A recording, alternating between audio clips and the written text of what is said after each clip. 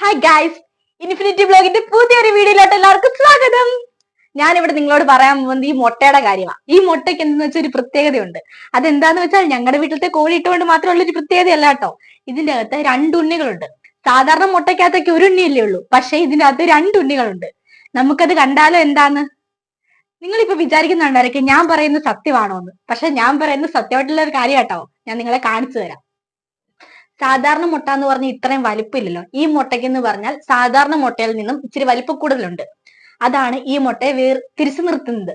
പിന്നെ ഈ മുട്ടയ്ക്കകത്ത് രണ്ട് ഉണ്ണികളുണ്ട്. നമുക്കത് നോക്കിയാലോ? അപ്പൊ നമുക്ക് ഈ മുട്ട പൊട്ടിച്ച് നോക്കാം.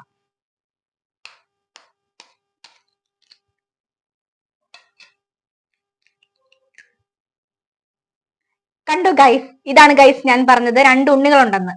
ഇത് ഞങ്ങളുടെ കോഴിയുടെ മാത്രം ഒരു പ്രത്യേകതയാണ് ഗൈസ്. അപ്പൊ നമ്മള് ഓംലെറ്റ് ഉണ്ടാക്കാൻ പോവാണ് കേട്ടോ.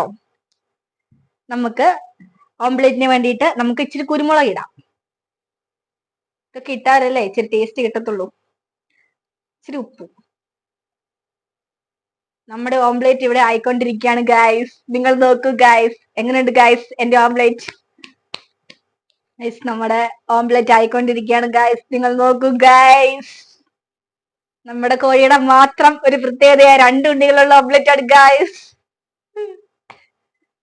നിമിഷ നേരങ്ങൾക്കുള്ള ഉള്ളിൽ നമ്മുടെ ഓംലെറ്റ് റെഡി ആവുന്നതാണ് ഗൈസ്. നമ്മുടെ പുൽസേ റെഡി ആയിക്കൊണ്ടിരിക്കുകയാണ് ഗൈസ്. നിങ്ങൾ നോക്കൂ ഗൈസ്. അഭിസംബോധന ചെയ്തതിൽ ചെറിയ മിസ്റ്റേക്ക് പറ്റി ഗൈസ്. നിങ്ങളോട് ക്ഷമിക്കില്ലേ ഗൈസ്. ഞാൻ ഓംലെറ്റ് എന്നാണ് ഗൈസ് പറഞ്ഞത്. സത്യത്തിൽ ഇത് ബുൾസൈ ആയിരുന്നു. നമ്മുടെ ബുൾസൈ ഇവിടെ റെഡി ആയിരിക്കുന്നു ഗൈസ്. വരൂ ഗൈസ്, നമുക്ക് അമ്പാടിയെ കൊണ്ട് എന്റെ ബുൾസൈ ടേസ്റ്റ് ചെയ്ത് നോക്കാം. അമ്പാടി വരൂ.